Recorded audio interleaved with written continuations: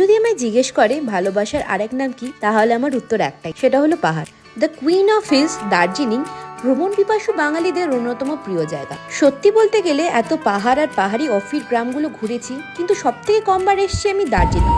কিন্তু recently December আর জানুয়ারি মাসে দুবার ব্যাক টু ব্যাক এই জায়গায় আসায় ভাবলাম আমার স্টেকেশনের ইনফোগুলো তোমাদের দিই। যদি reasonable yet cosy hotel with Kanchenjunga view তোমাদের ক্রাইটেরিয়া হয়, তাহলে ভিডিওটা স্কিপ না করে দেখে ফেলো। ভালো লাগলে রিলটা সেভ করে নিও আর শেয়ার করে দিতে ভুলো না। প্রথমে যে হোটেলটাকে আমি রেকমেন্ড করব সেটা হলো মনরাতিনো the snow roast, which is located at Gandhi road.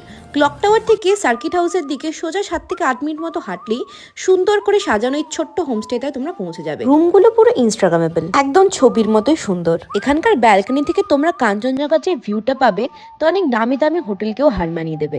রুমগুলো কোয়াইট স্পেশিয়াস, তাই ফ্যামিলি বা ফ্রেন্ডসদের সাথে আসার জন্য পারফেক্ট। সেকেন্ড যেটা আমার সাজেশন সেটা হলো খুরানা গ্রুপ প্রিমিয়ার ইন, যেটা আসতে গেলে একটু কষ্ট করে হাঁটতে হবে। দার্জিলিং ক্লক টাওয়ার থেকে সেন্ট মাদার টেরেসা রোডের দিকে 10 মিনিট মতো, একটু চড়াই আছে, মিথ্যা কথা বলবো না।